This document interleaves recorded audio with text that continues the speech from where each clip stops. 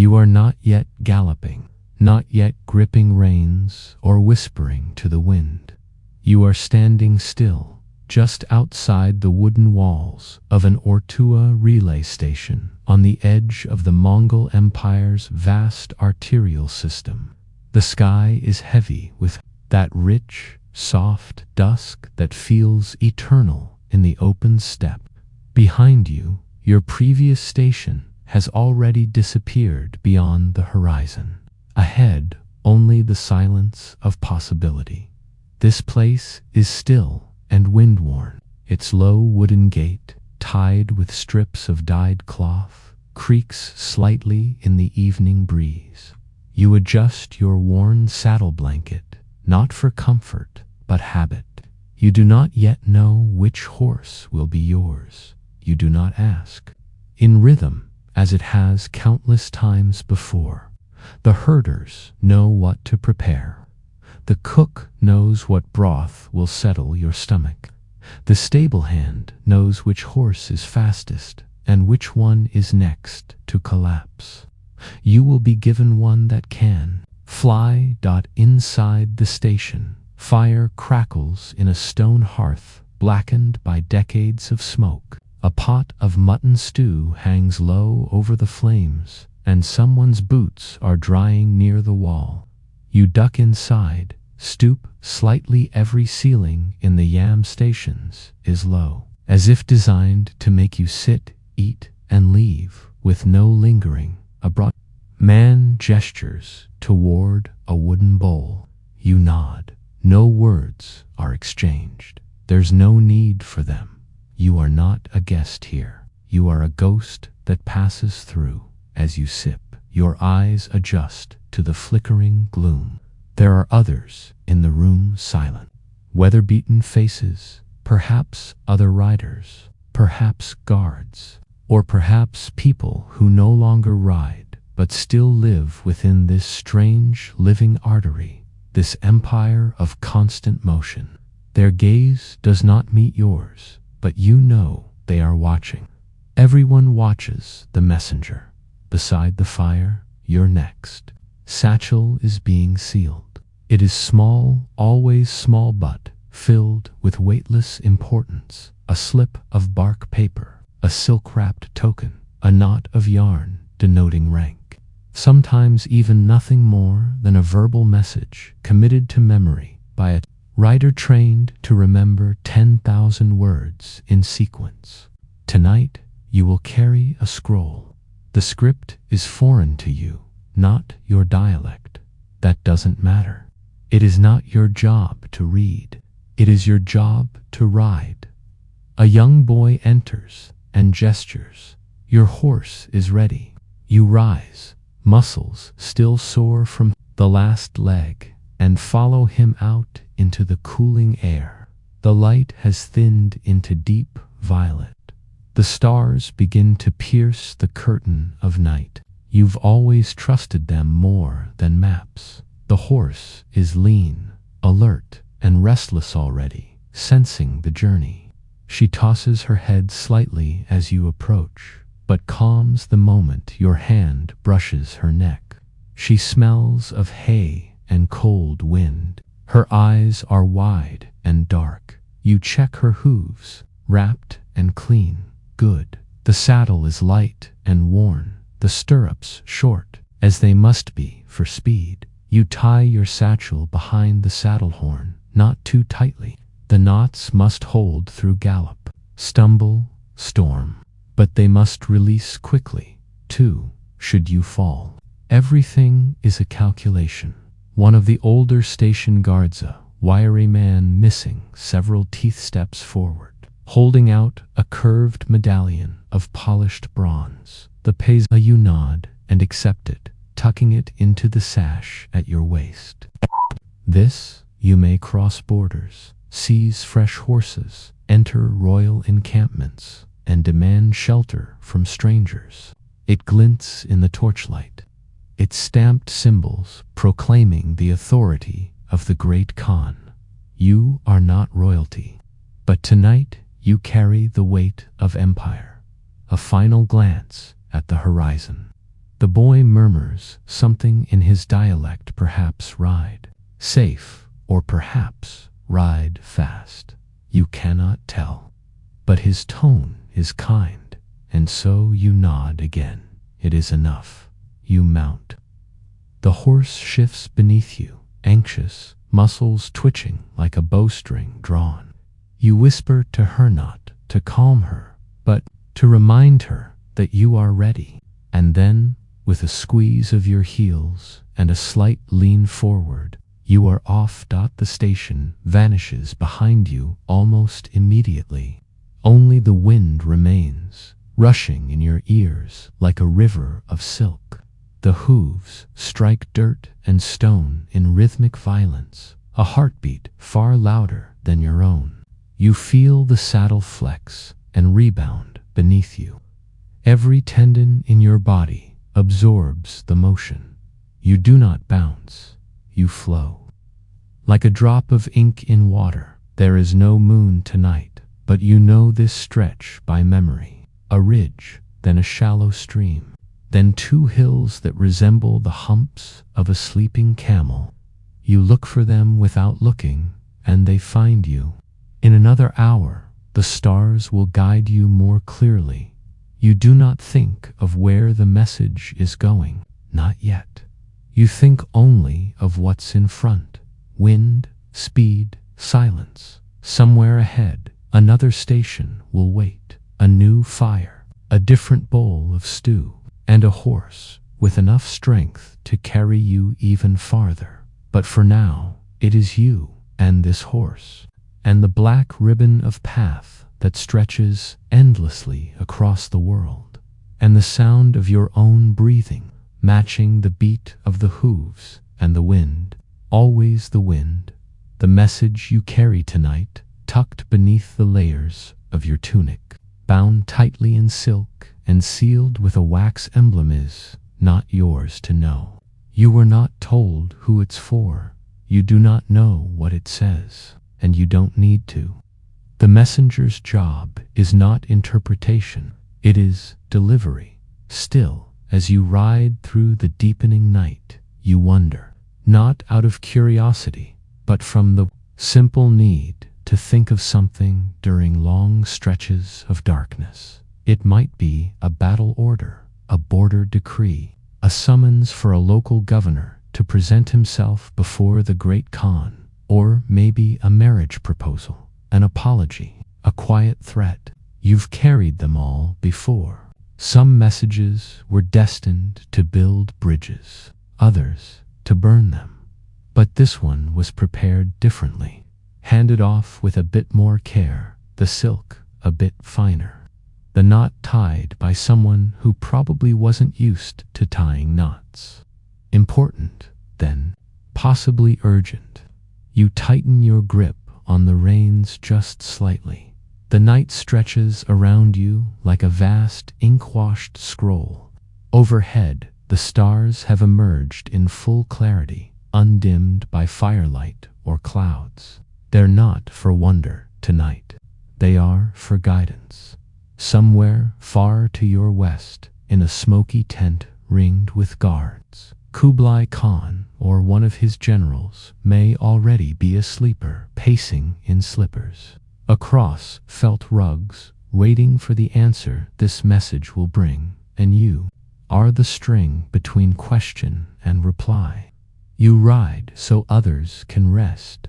You reach into your tunic and feel the peza, the curved medallion of authority granted to you by the imperial court. It's a small thing, easily mistaken for jewelry, but it is not. It is the key that unlocks the world. In a town, this medallion opens every gate. In a fortress, it gets you food and fire without question. At the foot of the Altai Mountains, it once saved your life from a paranoid border patrol who had never seen a Mongol in court robes. They saw your peza, saluted, and even offered you fermented mare's milk before sending you back on your way.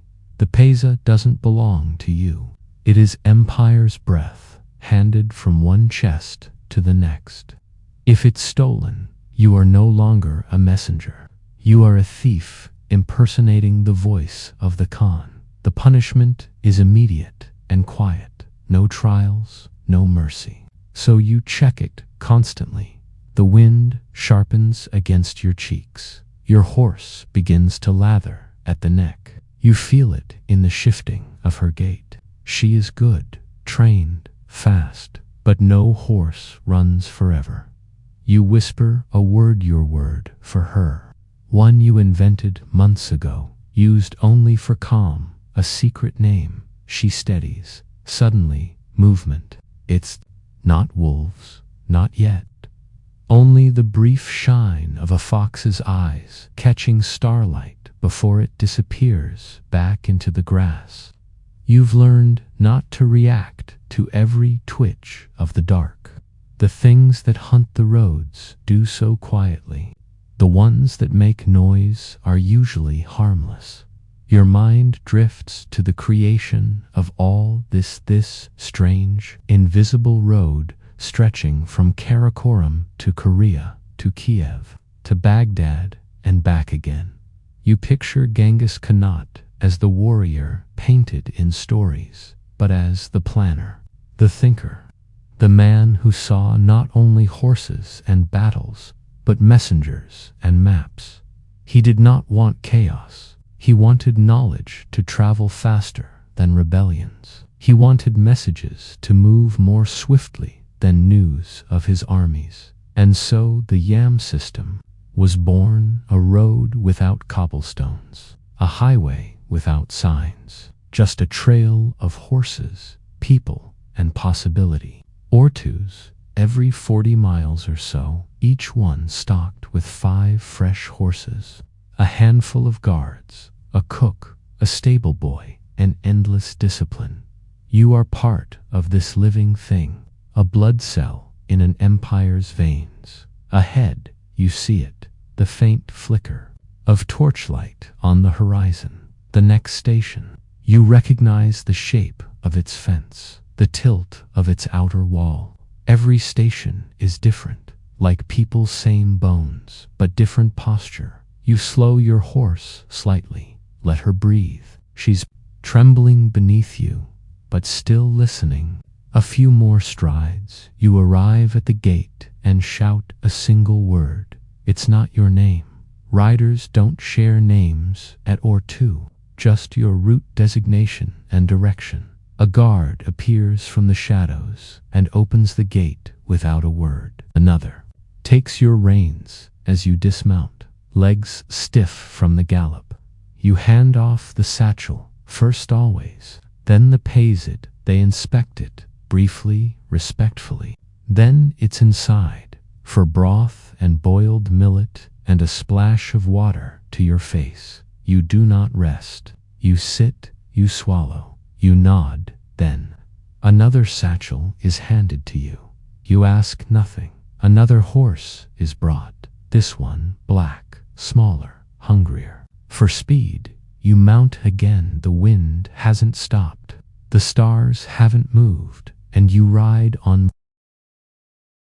The second leg begins without ceremony.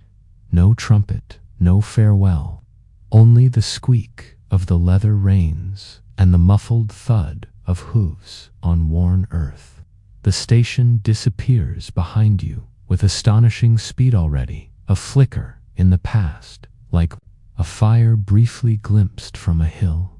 This horse is different, shorter, quicker to accelerate. A high stepper, you feel it in your knees. Immediately, your body shifts with the rhythm, knees slightly bent, heels down, core aligned. You don't ride like a soldier. You ride like a whisper, low and balanced, made for endurance, not drama. The air is colder now. You feel it along your arms and in the thin gap where your tunic fails to meet your gloves. Somewhere to the north, snow is falling. You smell it in the wind. This stretch of land is flatter, open, and silent. The steppe rolls outward like a sleeping beast, endless, brushed with frost. pierced by the occasional clump of birch trees or a lone fence post marking some long-forgotten border. There are no signposts, no mile markers, only your eyes, your memory, your instincts. You steer not with the reins, but with your knees. A shift of weight, a lean into the left stirrup. The horse knows. The trail is not visible to others, but to you it's etched into muscle and sky. You pass a ring of stones that once marked a fire pit abandoned years ago, yet still familiar. Then the bent remains of a wooden yurt frame left behind by a nomadic family when the pastures failed. These are your landmarks, passed in silence, burned into the mind like verses of a prayer as you ride. The message presses lightly against your side, a fresh satchel, freshly sealed. You wonder again who waits on the other end of it. Maybe a general outside Samarkand.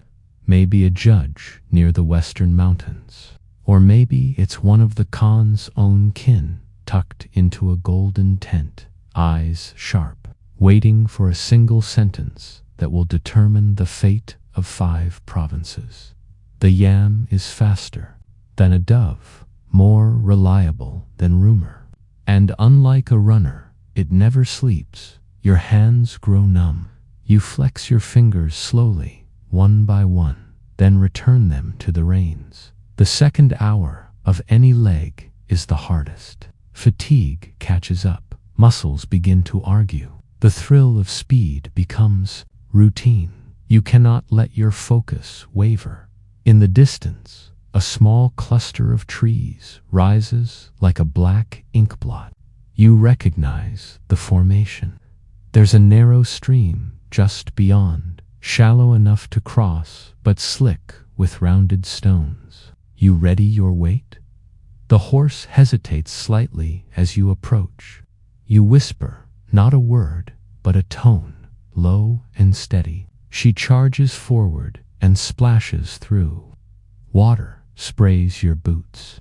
You lean back slightly, keeping balance, never gripping too hard.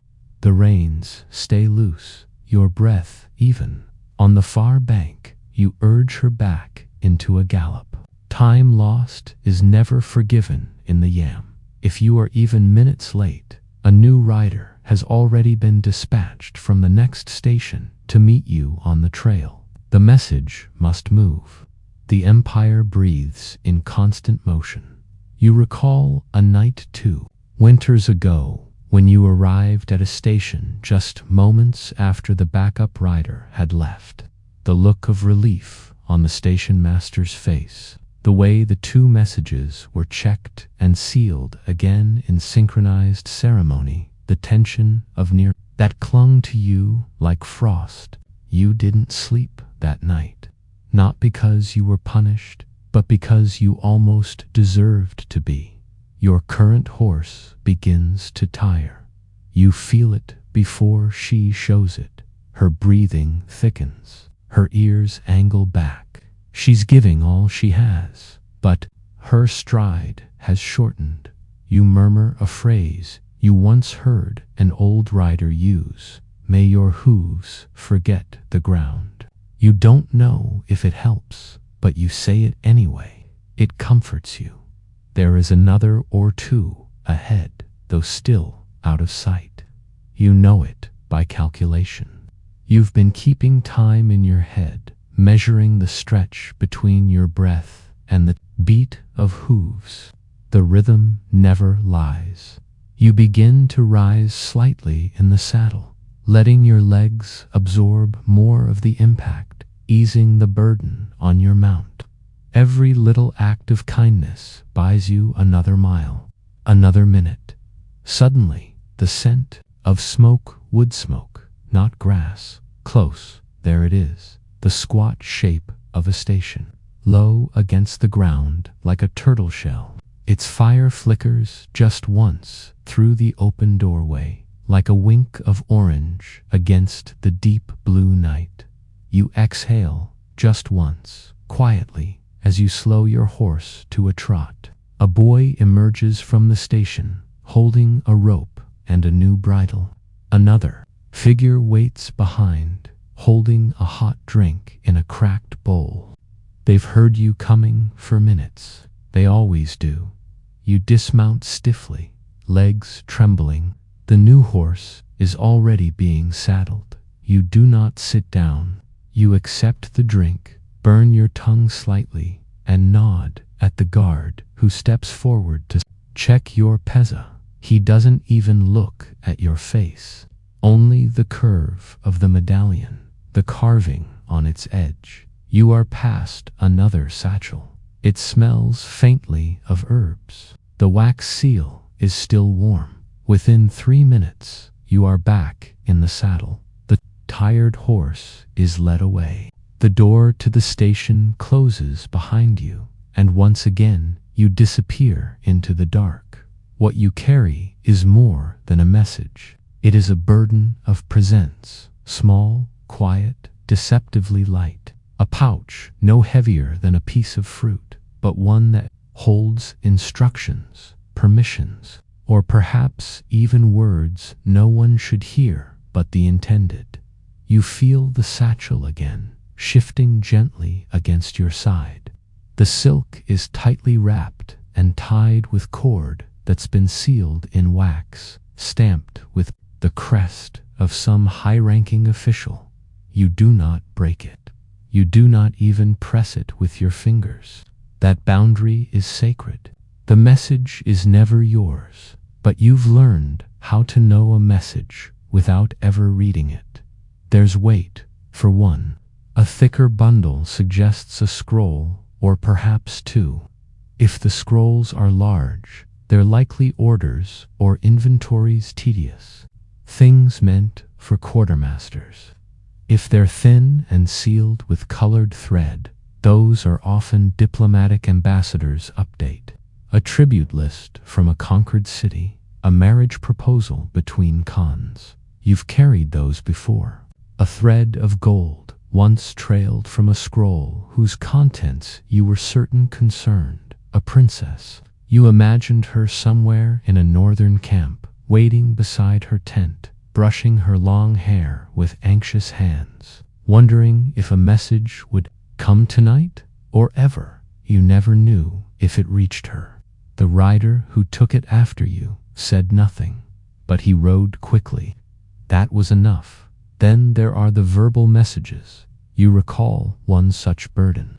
No scroll, no satchel, just a sentence whispered into your ear by a half-blind official at a dusty way station near the edge of the empire.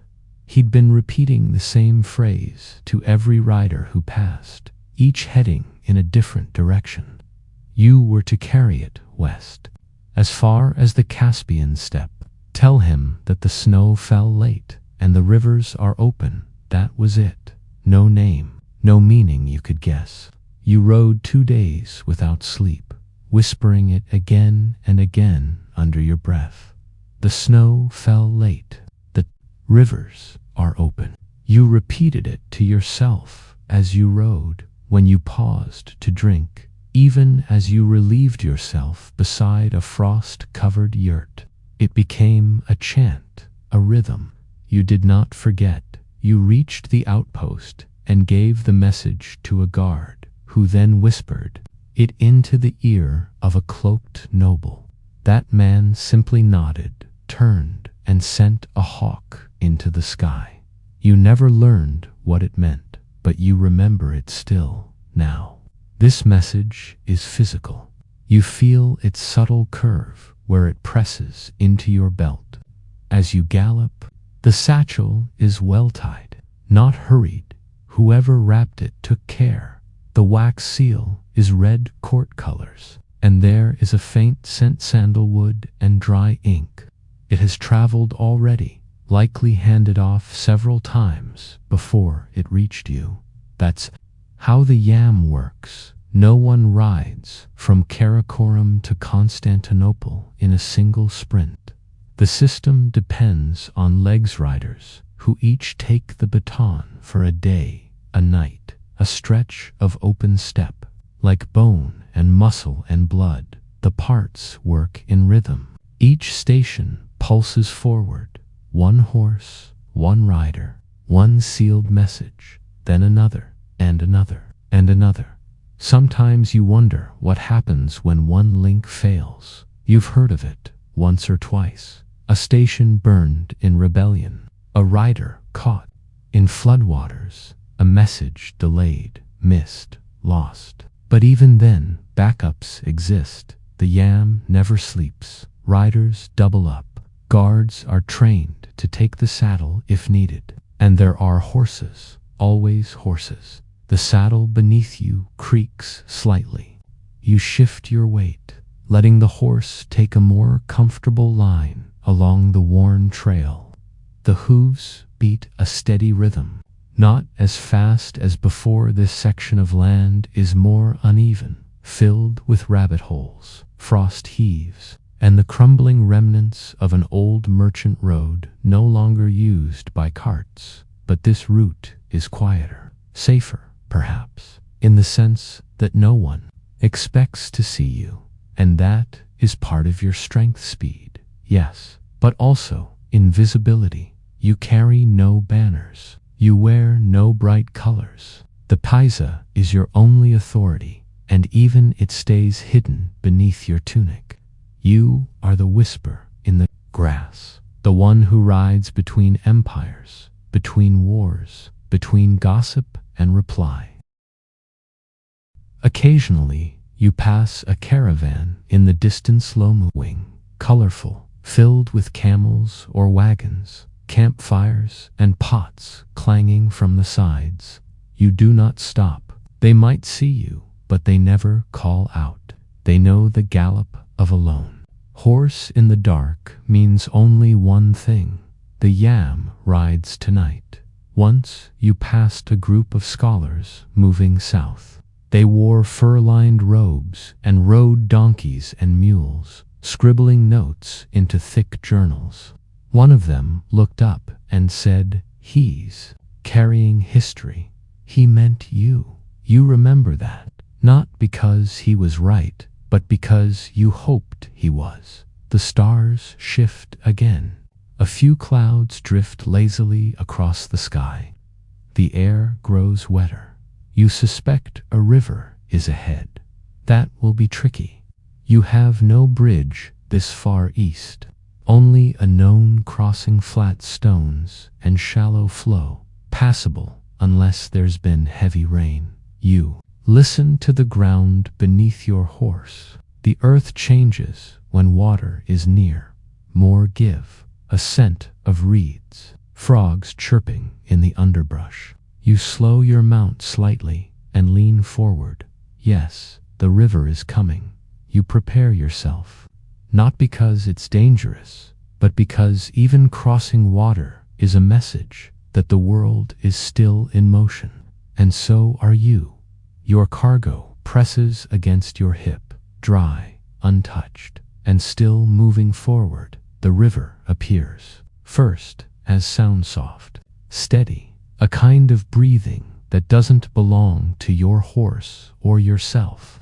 Then, as you crest a small rise, the silver ribbon becomes visible, glinting in the starlight, winding through the low grass like a trail of spilled ink. You slow your mount to a walk. This is not your first crossing. You know this one by shape and smell, by the slope of the bank and the cluster of reeds that cling to the far side. The water's not deep, perhaps to the knee of your horse, but it's fast-fed by recent snowmelt from the eastern mountains, cold, biting, and loud enough to drown a whisper.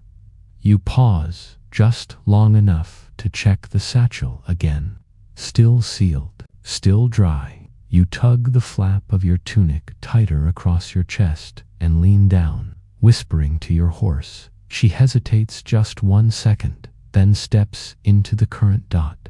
The shock of the cold hits her legs first, and then sprays upward against your boots. You shift your weight back slightly, keeping her balanced as she feels her way over the slippery stones. The current tugs hard at her knees. One stumble and you'd both be soaked. One slip and the message would drift away like a leaf. You've seen it happen to others. Riders who returned to a station empty-handed, eyes blank, knowing they would not ride again. But this horse is careful. Her steps are precise. You've chosen well. Halfway across, you look up. Above you, the stars spin. Slowly, the Big Dipper hangs low tonight, dipping its cup into the sky as if to drink the world's silence. In the distance, an owl calls once, then falls quiet again. The far bank rises sharply, the mud churned from recent hooves. Others have passed here, riders like you, perhaps hours ahead, perhaps only moments. You cannot know. You reach the opposite shore, soaked to the calf, but whole. You urge your horse up the incline. She grunts, muscles bunching, and then you're over, back on level ground. A wide plain opens in front of you, flat, grassy, dew-covered, good running ground. Time to make up what was lost. You click your tongue once, and she runs. Now the cold water turns to steam between your legs. The wind resumes its steady whisper. You feel your heartbeat shift from anxious to rhythmic. This is the joy of the Yamwen. The terrain is good, the horse is strong, and you are simply gone. A blur in the night. You pass a ring of trees, their branches skeletal and sharp against the sky. Beyond them, a crumbling stone marker, probably left by some long-dead merchant. Dynasty, the empires change, but the roads remain, and the messengers always find them. You think, sometimes, about the people who build empires from behind desks, behind war tents, behind silence. You wonder if they know what it feels like to ride all night on borrowed horses, to cross rivers in darkness, to carry words without meaning and trust they matter. Probably not, but perhaps they imagine it. Perhaps they picture you a single rider, cutting across the belly of the world, wind-burned, unshaven, eating millet with calloused hands and whispering secrets to tired horses. You hope they imagine it kindly, because this road is not for the faint. It is not for the proud. It is for the silent, the unseen, the ones who know how to vanish between two stations and reappear where needed. Like a dream remembered only in fragments. Time passes strangely now. You think you see the next station up ahead, only to find it's a low rise of earth. Then again another flicker of light. This time it's real. The faint orange of fire peeking through a chink in wood. Smoke curling upward, straight into the air. No wind here. Your horse begins to slow without your asking. She knows. When you arrive, the station gate opens before you dismount. A boy rushes forward with a steaming bowl and a hunk of bread. Another takes your reins. You swing down stiffly, every joint aching. You barely feel your own weight. You don't speak. No one asks questions. Inside, the fire crackles. You sit just long enough to drink. You press your hands close to the flames, fingers shaking slightly from the cold.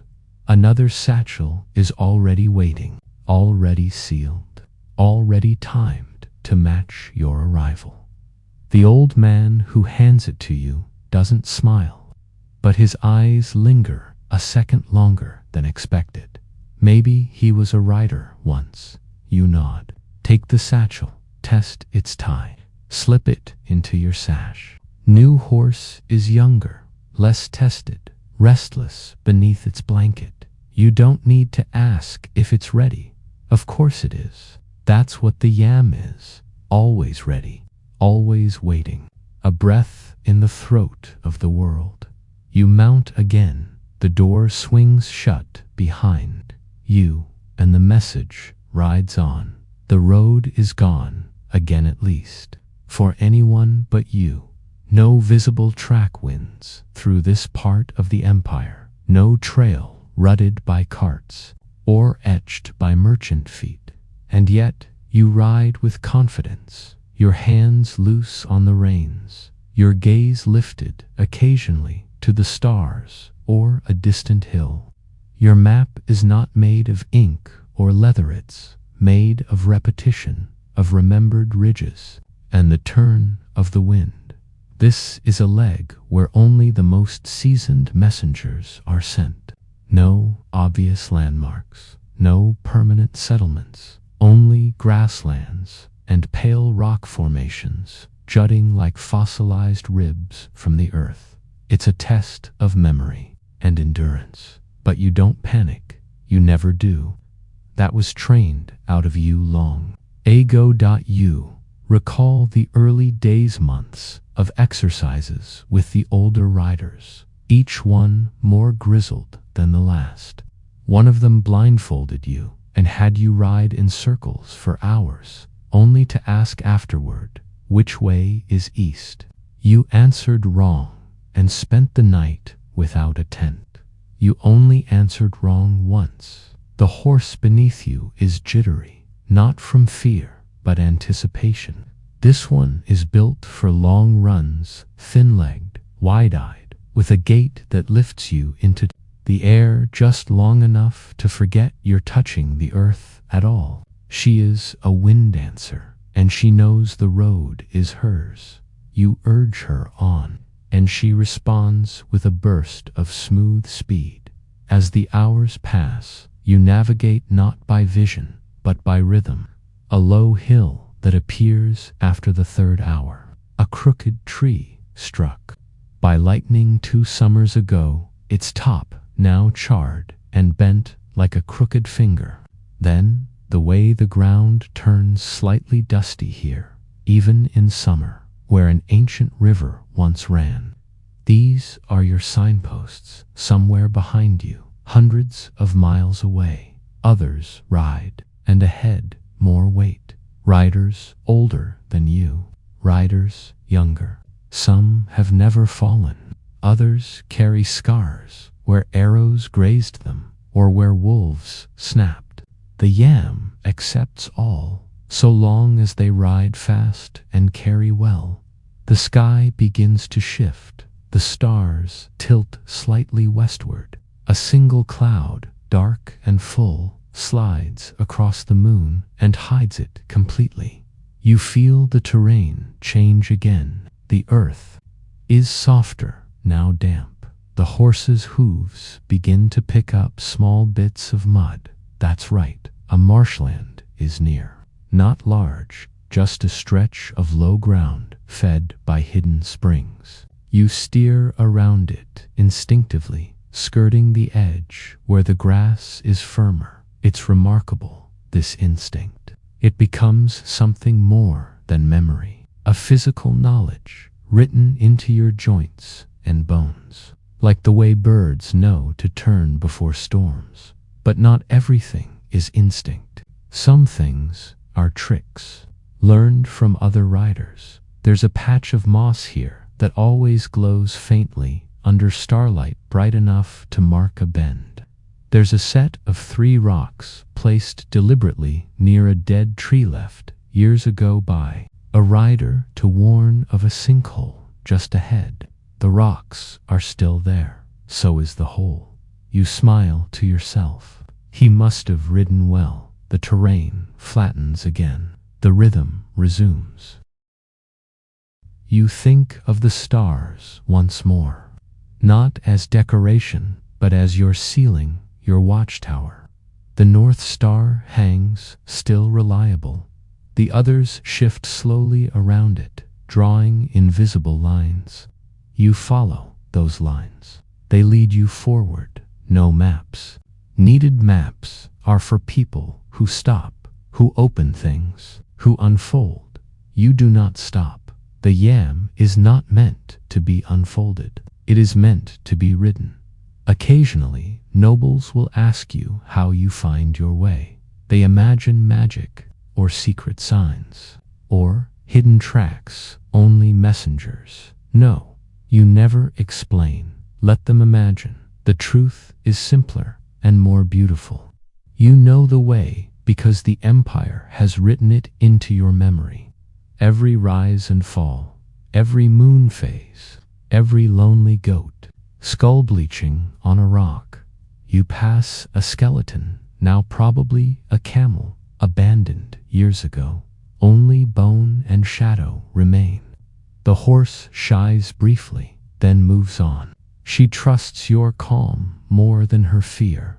Then, on the horizon, something familiar, the shape of a station, barely a notch against the sky, but unmistakable. Its outer fence broken in one corner, always slightly tilted. You'd know it, even in pitch black dot. Your pace slows. You wipe sweat from your brow.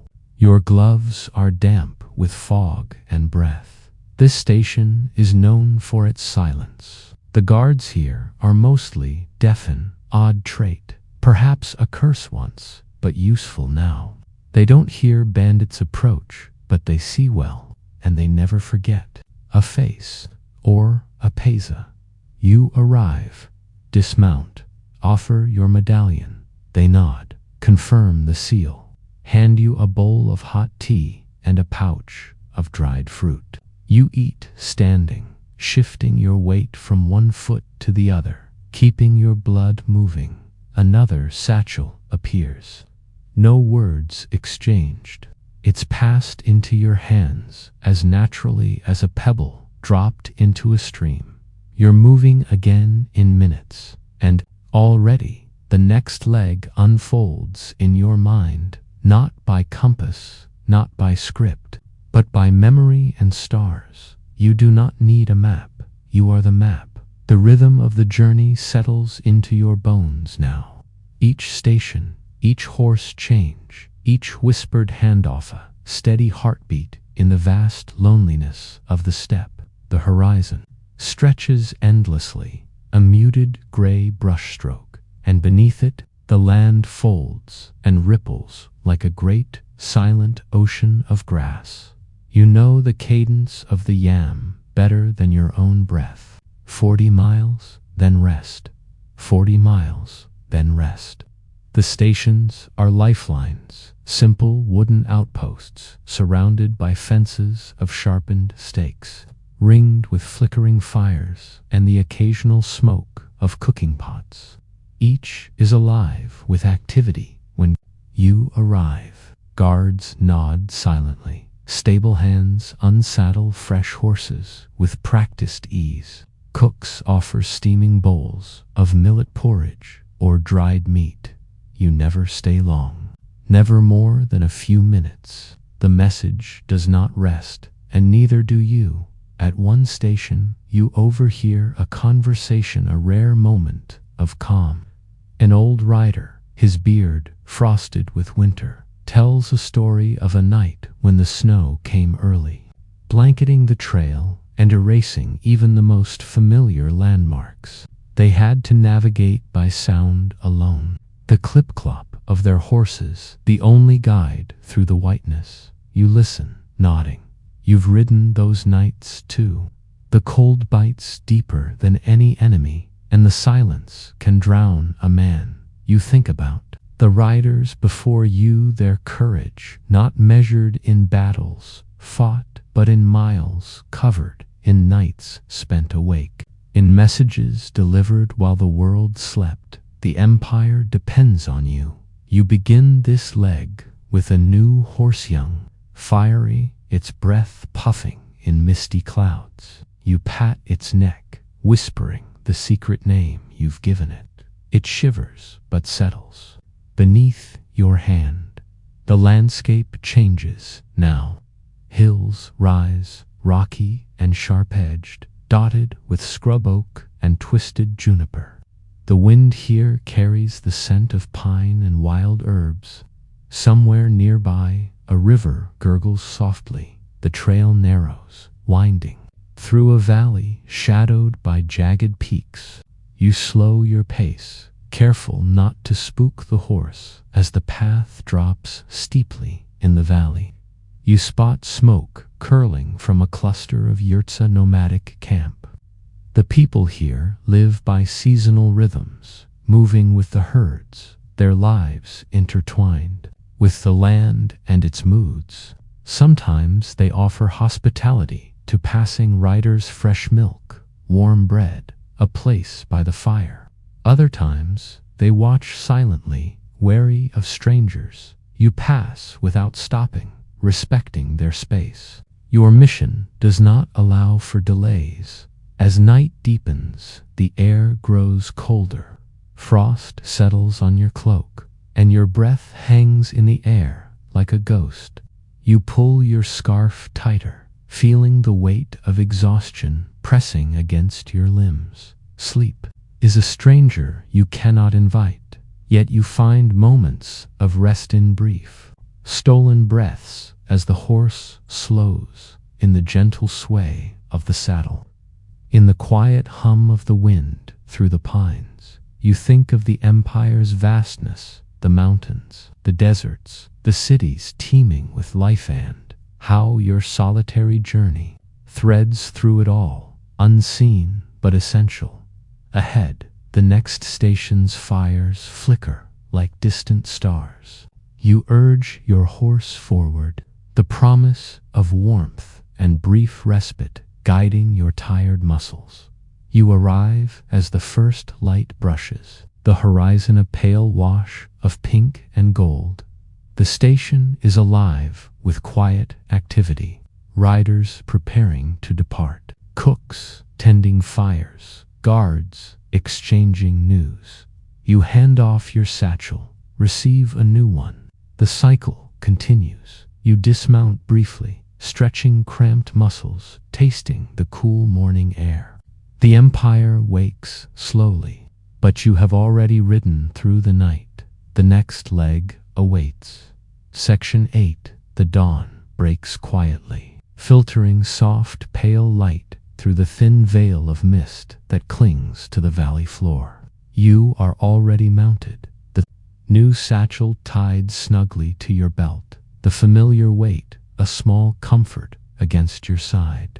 Your horse's breath rises in little clouds, and the world around you is still hushed, as if holding its breath for the day to begin. This leg takes you along the edge of a dense forest, vast stretch of towering pines and oaks that seem to hold secrets older than the empire itself.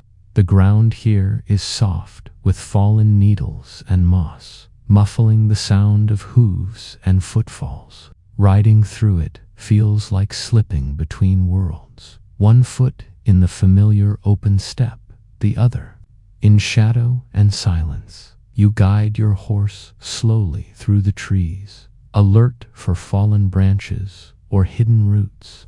The light flickers through the canopy, creating a dappled pattern that moves gently with the breeze.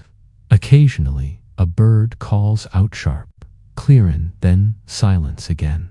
You think of the people who live here, hunters, gatherers, those who know the forest's rhythms better than any map could show. They watch quietly as you pass, silhouettes against the trees, eyes glinting briefly before disappearing. The forest road is narrow, winding, and full of surprises. A sudden dip leads to a small stream, clear and cold. You stop to let your horse drink, dipping a cupped hand into the water to splash your face. The chill is refreshing, a brief jolt to wake you fully. Beyond the stream, the forest begins to thin. You can see the soft rolling hills of the next region, patches of farmland and scattered villages appearing through breaks in the trees. The scent of smoke rises faintly, mingling with the earthy smell of damp soil and growing crops. Your pace quickens slightly, the open land, inviting a steady gallop. The horse beneath you responds eagerly, muscles rippling under your hands, nostrils flaring as she drinks in the scents of home and harvest. You pass a small village, its inhabitants beginning their day. Children chase each other between wooden huts, women tend fires and prepare bread. Men head toward fields with tools slung over shoulders. You see their faces turn briefly toward you. A rider on the imperial road is always a curiosity, a symbol of connection to distant places. You do not stop, but you carry their presence with you, a reminder that your journey threads through countless lives, weaving the empire's vast tapestry. The next station awaits near the edge of a river, its walls rising sturdily against the flow. You slow your horse as you approach, the sound of water mixing with the soft murmur of activity. The station is alive with movement, horses being tended, riders exchanging news, fires crackling. You dismount, the muscles in your legs grateful for the pause. A guard steps forward, checking your pesa with a practiced eye before accepting the satchel. Another hand offers you a bowl of warm broth and a piece of flatbread. You eat, standing, savoring the simple nourishment. The sun climbs higher, and the warmth begins to seep into your bones, easing the ache of the night's ride. You stretch, feeling the stiffness melt away slowly. A fresh horse waits, its coat gleaming in the sunlight, muscles taut and ready. You mount again, the rhythm of the road settling back into place. Ahead lies the next leg-long and demanding, but familiar. The empire moves because of you, because of riders like you. The journey continues. The landscape shifts again as you press onward. The rolling hills give way to a wide plain, broken here and there by clusters of hardy shrubs and the occasional solitary tree standing like a sentinel against the sky. The grass is drier here, with a faint golden hue touched by the early sunlight, and the air carries a different scent, dust mingled with wildflowers and the faint trace of distant campfires. Your horse moves steadily beneath you, her hooves stirring, small clouds of dust with each step. The pace is not a gallop this time, but a purposeful trot, conserving energy for the miles ahead. The trail is less defined. Here fewer riders pass this way yet. Your instincts guide you true. Weaving between patches of rough earth and shallow dips, you glance upward and find the sky, vast and open, a brilliant blue dome stretching endlessly. Overhead, a few wisps of clouds drift lazily, their shadows fleeting across the land. The sun climbs steadily, warming the chill that clung to the dawn. Along the horizon, you spot the faint outline of a watchtower, a squat stone structure perched on a small rise, its purpose clear even from afar. These towers serve as beacons for travelers and guards alike, marks of civilization in the wilderness. You make a mental note of its position, an other piece of your invisible map. The plain is alive with sound if you listen closely. The chirp of grasshoppers hidden in the tall grass, the distant call of a hawk circling high above, the rustle of small mammals moving through underbrush. Life pulses quietly here beneath the weight of your passage. You pause briefly to check the satchel at your side. The seal remains intact, the wrapping tight, no sign of wear, no hint of damage. You feel a quiet satisfaction. The message rides safely, further ahead. You pass the remains of an old encampment, scattered stones arranged in circles, the charred remnants of fire pits long cold. You imagine the riders and merchants who rested here in seasons past, their voices carried away by the wind, their stories lost to time. The trail narrows as it approaches a line of low hills. You lean forward, urging your horse upward along a winding path carved by centuries of hoof and wheel. The climb is steady but not steep, the grass giving way to patches of bare rock and scrub at the crest. The view opens wide, sweeping panorama of the lands below. Fields, forests, rivers, and distant settlements stretch out beneath the haze of morning. You take a moment to breathe it in, the vastness of the empire laid bare below.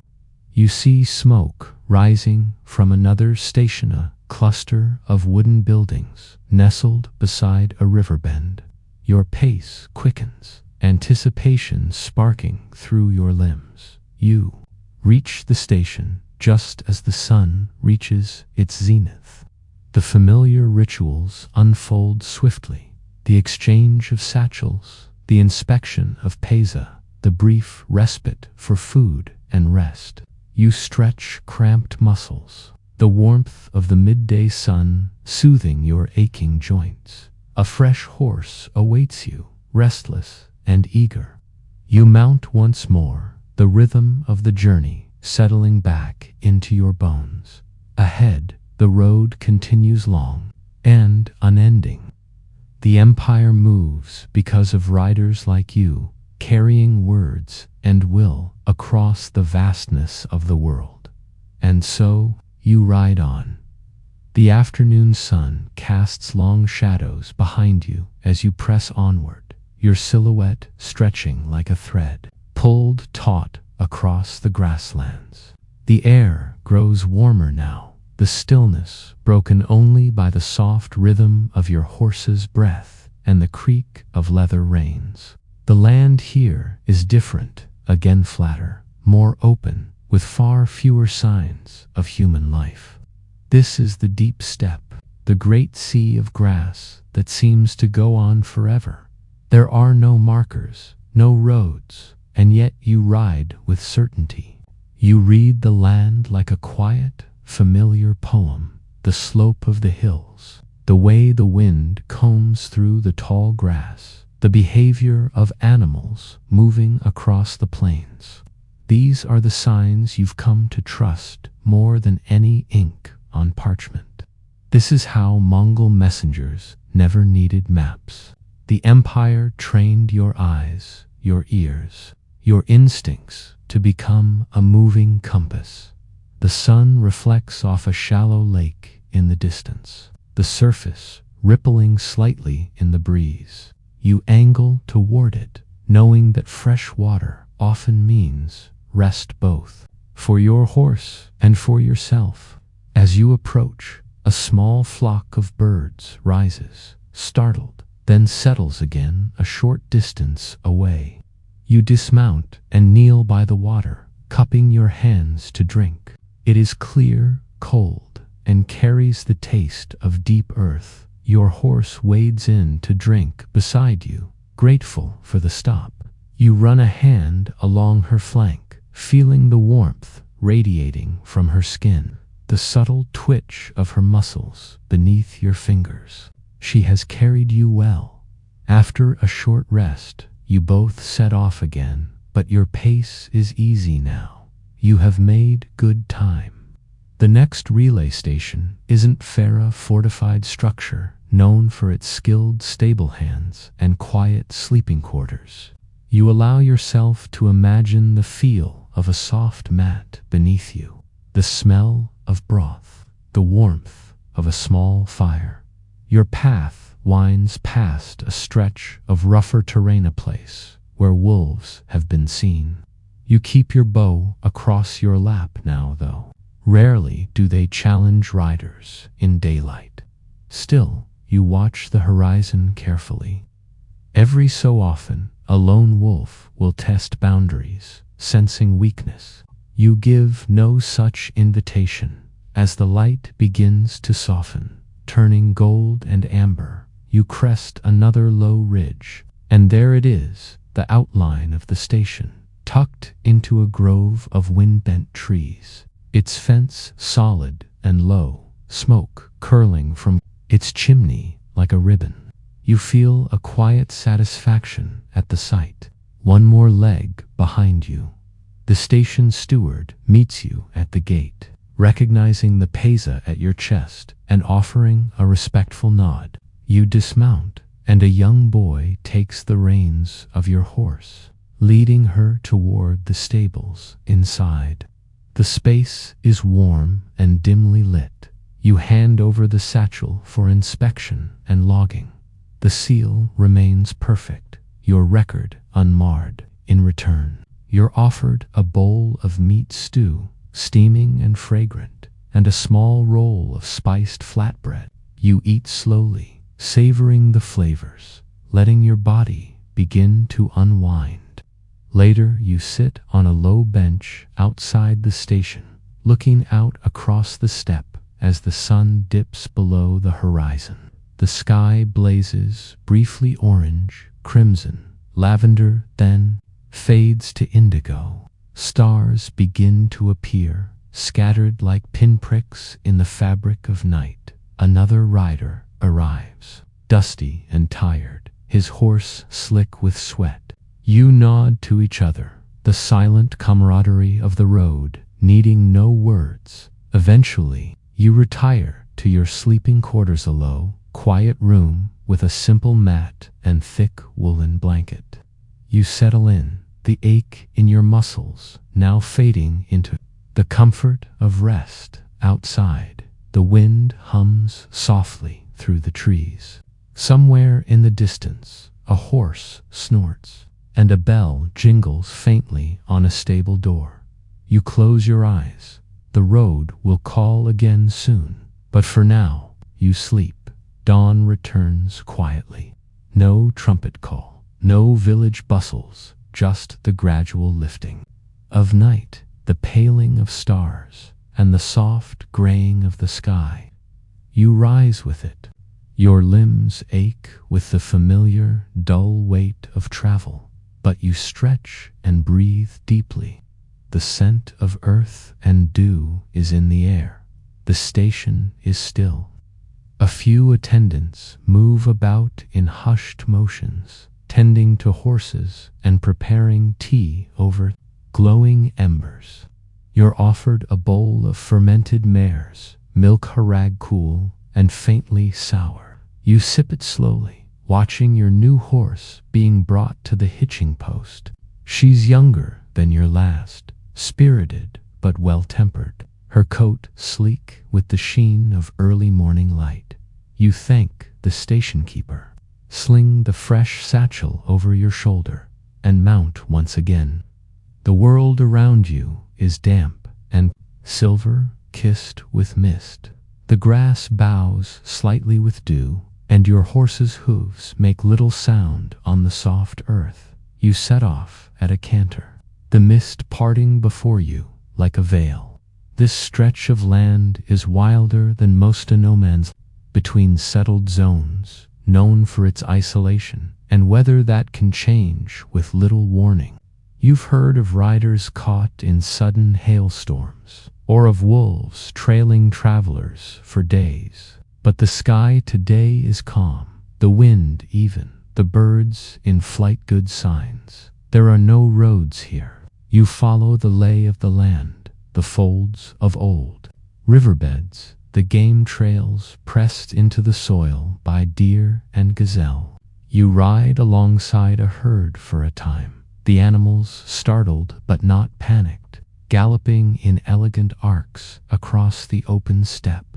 You pass the bones of a yurt village, long abandoned, just the skeletal remains of frames now half buried in grass, their stories whispered only to the wind. You imagine who lived there, herders, perhaps, nomads, like so many of your own ancestors. They came with the seasons and left when the grass thinned or the water dried. You ride past a circle of carved stones, the kind said to mark ancient graves or sacred sites. You nod your head slightly as you pass, offering the respect owed to spirits and time. Even as a rider of the Khan, you do not challenge the old things of the land. You ride through their memory. As noon nears, the air grows warmer. The mist burns off, revealing distant hills like soft shadows. Birds rise in wheeling flocks, and the distant whinny of wild horses reaches your ears. You see them, a band of 20 or more, their manes whipped by the breeze. Their leader, a proud black stallion, watches you pass but does not run. For a moment, you're simply one of them, another creature moving across the open world. You stop only once, sat a shallow stream bordered by wildflowers and tall reeds. You let the horse drink while you refill your water skin, kneeling in the clear current. The cold bites your fingers, refreshing and sharp. You pause to watch a frog leap between stones, leaving ripples behind him. Even here, in this lonely stretch, life clings. Back on the saddle, you adjust your grip, check the satchel, and continue east. The path curves upward toward a ridgeline, and your horse begins the climb without hesitation. From the summit, you can see for miles the land falling away in long, lazy slopes toward a patchwork of distant forests and rivers. The next station is still a day away, but your pace is strong. You'll reach a halfway shelter by duska, seasonal, post used only in fair weather. It is unmanned but stocked with supplies, dried food, blankets, grain for the horse. Riders like you know how to use it and how to leave it ready for the next dot. As you descend the ridge, you feel the sun on your shoulders and the wind at your back. The rhythm of hooves is steady beneath you, like a drumbeat that guides your focus. You are far from cities, from palaces, from courts and maps and ink. But you are not lost. You are the map. The sun has begun its long, slow descent behind you, casting the land in amber light. The shadows stretch longer with every mile, and the breeze carries the subtle chill that hints at nightfall. Your horse senses it to her ears, flick toward distant rustlings, her pace steady but slightly more cautious. This is a transitional hour between the safe light of day and the deep hush of night. Things often shift in the wild. The halfway shelter comes into view just as the horizon begins to blush with pink. It's not much to look at, a low timber frame nestled between two hills, roofed in turf with a small fenced paddock nearby. But to a rider of the Yam system, it is a welcome sight. Shelter from wind, a fire already laid by the last traveler, dry grass for the horse, safety in its own quiet, anonymous way. You dismount slowly, knees stiff from the long ride. Your legs remember the motion of galloping even after you stand. You lead your horse inside the paddock, removing her bit and brushing the sweat from her neck with a soft cloth from your pack. She exhales deeply, grateful. You murmur, thanks to her, a ritual, a small prayer of respect between rider and mount inside the shelter. The air is cool and smells faintly of earth and old smoke. You set your satchel down with care, still sealed and protected. You start the fire with dry kindling and embers tucked beneath the ash by a previous courier. The flame catches easily, and its light dances along the rough wooden walls. Your meal is simple: dried venison, a few wild plums from a pouch, and boiled millet from your provisions. You chew slowly, savoring each bite as the warmth of the fire seeps into your limbs.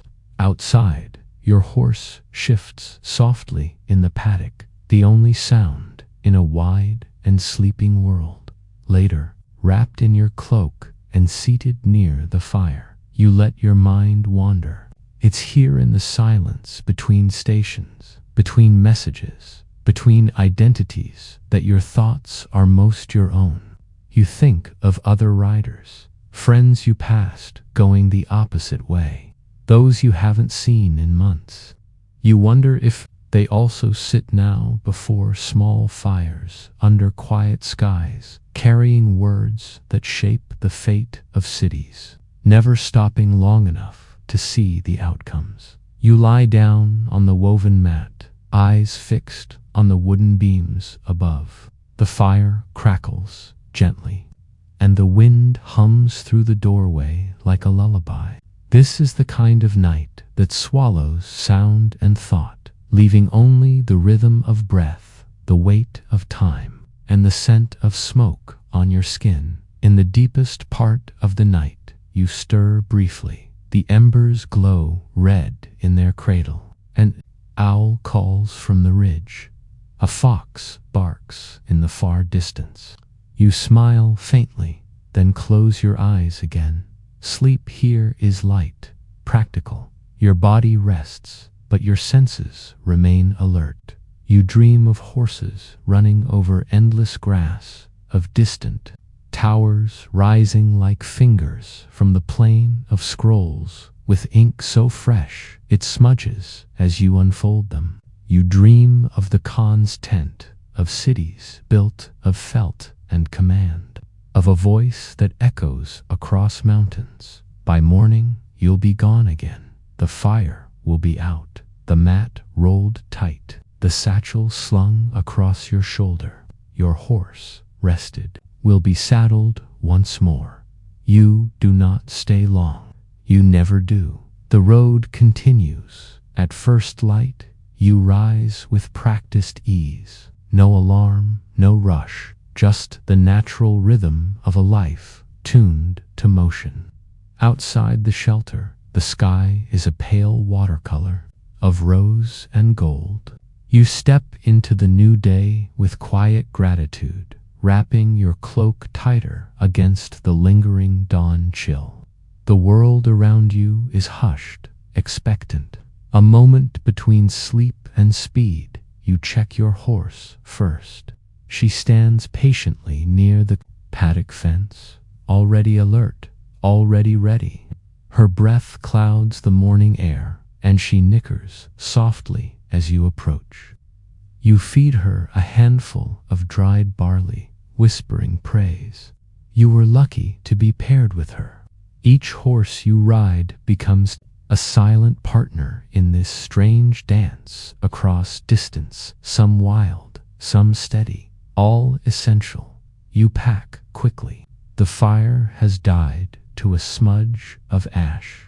You bury the remains, sweep the shelter, and restock what little you can. A few spare herbs from your pouch, some twine. It's traditional, leave it better than you found it. You never know when you might be the rider, arriving weary and empty-handed. Then you're off again, hooves kicking up morning dust, the landscape unfolding like a scroll before you. The route now turns southward, following the lazy meanders of a shallow river. You let your horse choose her footing, trusting her to read the ground better than your eyes ever could.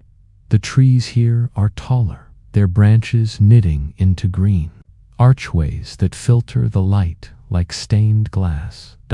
As you ride, your mind is free to wander, and so it does. You recall stories of the earliest messengers, those who first raced under Genghis Khan's command, men who carved out the very trails you now follow, who slept beside the same rivers and stared at the same stars. You wonder what they carried: treaties, declarations of war, letters to wives and sons. Did they feel the weight of history, or only the weight of the saddle? The yam system, they say, is the veins of the empire. The Khan's word flows through it like blood. Without you and riders like you, even the greatest ruler is mute. That thought both humbles and steadies you. As the sun rises, the world wakes.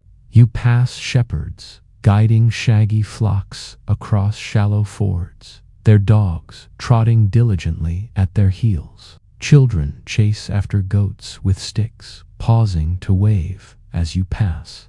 You nod in return, not slowing, not stopping. You are known and yet unknown, marked by your pace, your gear, your endless forward motion. At midday, the heat settles in, not unbearable, but steady.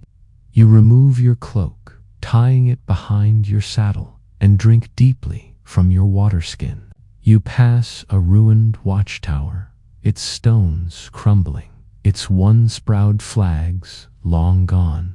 Once it signaled borders, perhaps now it signals nothing. Time has its own route, its own riders. Later, you cross paths with another courier heading west. You recognize his sash, the red band of Northern Relay. You both slow as you near and greet with the simple nod of shared purpose. No small talk, just a glance at each other's horses, each other's eyes. You ask if the southern stations are open. He nods. You thank him and part ways, your horses trotting off in opposite directions. By late afternoon, the river bends away, and the path becomes dry and wide again. Dust clings to your boots, your cheek, your sleeves. You let your horse slow to a walk for a stretch, allowing her breath to recover. You hum quietly a habit you picked up from an older rider long ago. The same melody, always. No words, just rhythm. A hill rises ahead, and you urge your mount into a gentle climb. At the top, you stop. There, spread before you in the hazy light of evening, is the next station, nestled in a shallow valley, smoke rising from its hearth, flags fluttering gently above its entrance. The sight never grows old, a tiny island of certainty in an ocean of space. You descend the hill at a trot, the last stretch of the day's ride. As you near, an attendant steps out to greet you, offering water and a place to rest. Your shift is done for now. Your satchel is received, logged, sealed again. Another courier will take it next, but you are not quite done. There is the brushing of the horse, the cleaning of your gear, the quiet meal, and then finally sleep, not in a field, not in a halfway hut, but in a cot, with walls around you and a fire to your side. You lie back, gaze at the ceiling beams, and let your eyes close in your dreams. You are still moving. Section 14 morning comes softly at the yam station. The light seeps in through oiled paper windows, casting a warm amber hue across the room where you sleep. You wake before the station steward knocks, already turning toward the scent of millet porridge and damp earth.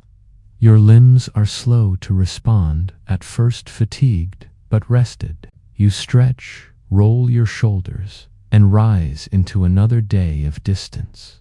Your boots are by the hearth, warm and dry. Your tunic smells faintly of smoke. You take a moment to breathe deeply, standing still in the quiet room. There's no rush, not yet. You are not due out for another hour, and the next courier has already arrived to carry the sealed message onward. But you will not linger here. There is another dispatch, waiting another message, another road. Breakfast is simple. Millet porridge, sweetened with dried dates, a hard-boiled quail egg, a small cup of salted tea. The attendant, a wiry man with a silver-threaded braid, tells you of road conditions, southward dust storms near the gorge, a flooded ford past the cedar groves. You make mental adjustments as he speaks, mapping a path in your mind with each. Bite. After breakfast, you check your gear. Saddle, bridle, girth straps, spare wrappings, a sliver of soap, the wax for your lips and hands. Your horse has been switched again this time, a lean gray gelding with a scar across his brow and fire. In his eyes, a fine mount, fast, unruly, perhaps. But you've handled worse. You leave the station before the sun has fully crested the ridge. The light grows behind you, spilling golden ribbons across the hills as you ride. You pass fields of young barley, stalks nodding in unison as if greeting you. A herder tips his hat from afar. A child holding a wooden toy sword points at you in wonder. And once again, you are the quiet thread pulling east and west together. The message pouch at your side is light, but the weight of its contents is not. You do not know what it carries. Commands, tribute lists, perhaps even a simple letter from one court to another, but you know it matters.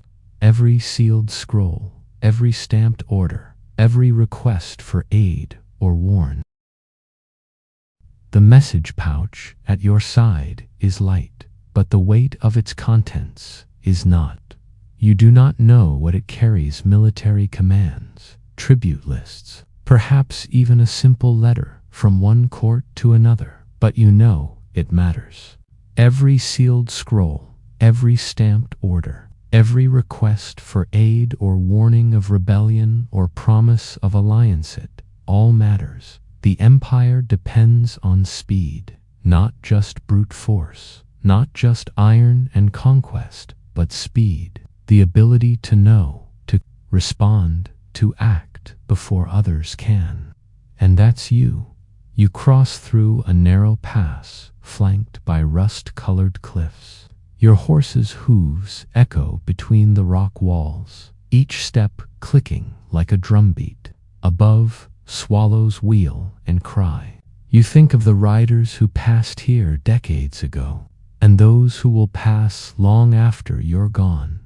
Beyond the pass, a small valley unfolds. A stream runs through its center, shallow and cool. You let your horse drink while you stretch, crouching beside a flat rock to run water over your face and neck. It's not just about speed. It's about pacing, endurance, knowing when to push and when to pause. You reach a crossroads marked by a weathered signpost carved in old Mongolian script. One arm points toward the Jade Lakes, another toward a name you don't recognize, perhaps a new station, newly built. The third points back the way you came. You go forward. The next station lies a day's ride away. Hills will give way to forest, and the road will rise into mist-draped highlands. You'll need to ride carefully there. The paths become slick, and visibility thins. But you've been through worse. As the sun climbs, the air warms, and insects hum in the brush. You ride with your eyes half closed, trusting the horse, feeling the land shift beneath you. You hum again the same low tune as always. No words, just rhythm. You begin to think about what waits at the next station. Perhaps another letter, perhaps a new route, perhaps rest, but more likely just another dawn, another saddle, another river, another plain, and you wouldn't trade it. Because though your name is not recorded in scrolls or sung in courts, You are the reason those scrolls arrive. The lifeblood of the empire, the whisper in the storm, the messenger riding through silence and sun, bearing words no one hears, but all depend on. And so you ride on. You've been on the road for days now, and it no longer feels like travel. It feels like breathing. Each gallop, each slow descent through a gully, each moment scanning the distant ridges for signs of smoke or movement, a rhythm you have joined, not unlike a river joining a larger current. As you approach what will be your final stop for this particular journey, the landscape flattens. The hills roll gently away behind you, and in the far distance, you begin to see the glint of rooftop stiles catching the sun, banners fluttering lazily in the breeze. The provincial capital, a small but proud city nestled along the bend of a wide river. Your horse snorts at the scent of water and civilization, quickening his pace, and you, tired but steady, sit up straighter in the saddle. You're coated in dust. Your cloak is stiff from wind and sweat, but your pouch is intact, your scroll untouched, your duty unbroken. You reach the city gates at mid-morning, where the guards recognize your status instantly. One glance at the markings on your satchel, the lean cut of your horse, the precise knots in your reins, they wave you through without a word. Messengers of the Yam are sacred travelers. To delay them is to slow the voice of the Khan himself.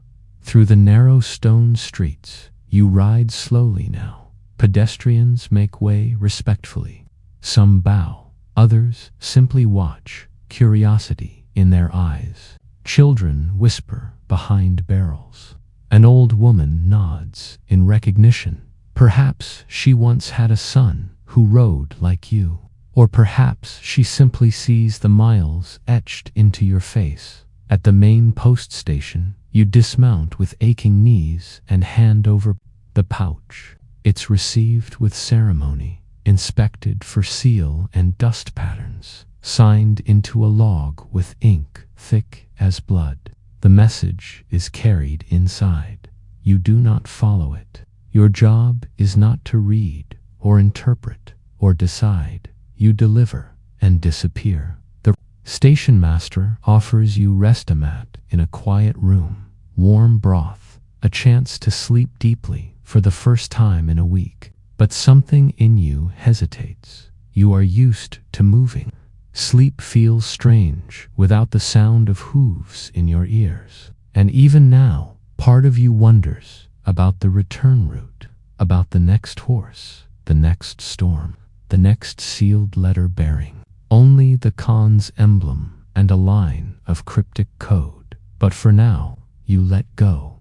You unsaddle the horse one final time and brush him down with reverence.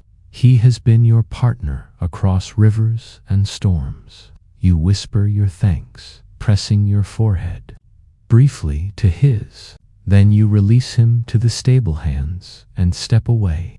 Already lighter, in the quiet courtyard, you sit in the sun, a small cup of goat's milk in your hand, watching the breeze stir the banners of the post house. Pigeons wheel above. Far off, a bell rings from a merchant's stall. No one applauds. There is no audience, no reward ceremony. But in the distant yurts of Karakoram, a ruler will read what you've carried. Decisions will be made. Armies may move. Borders may change. Lives will be altered because you rode without fail. That is enough. You rest your head back against the wooden wall. You close your eyes. The warmth of the sun seeps into your shoulders. The road will call again, but for now, you sleep.